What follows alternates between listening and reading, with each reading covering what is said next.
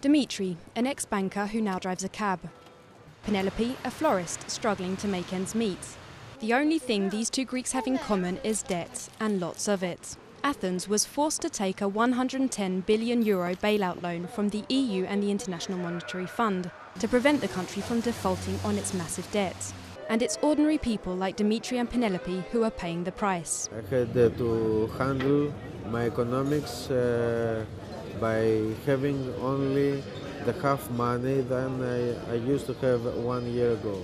Dimitri now earns €1,500 a month, a mere fraction of his previous income. He blames the government for not realising the economy was overheating. People was asking for credit cards, for loans.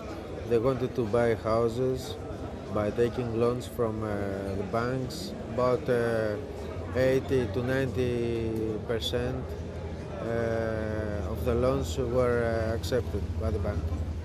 But as the bubble got too big, banks stopped lending and the country toppled on the verge of bankruptcy. The government raised taxes and slashed public spending, so all over the country Greeks are having to tighten their belts. As a consequence, Penelope's sales have dropped by 30%. People aren't buying flowers anymore to decorate their homes, but as presents, because it's cheaper. It's also pretty obvious that people are finding it difficult to spend money nowadays.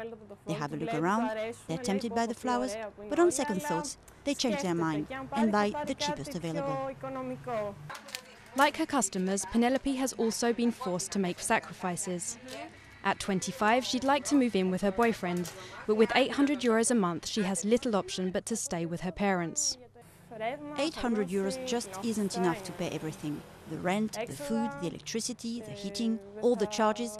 And if you want to buy something extra, clothes, a car, it's just not possible. And to make it through, many ordinary Greeks are helping each other out in this time of need. Dimitri is using his expertise to help his friends renegotiate their loans. His country might just have to do the same thing. Greece had been due to repay its debts by 2015, but with the economy still weak, the government is negotiating an extension of the bailout loans, which means that a return to rosy times is still a long way off.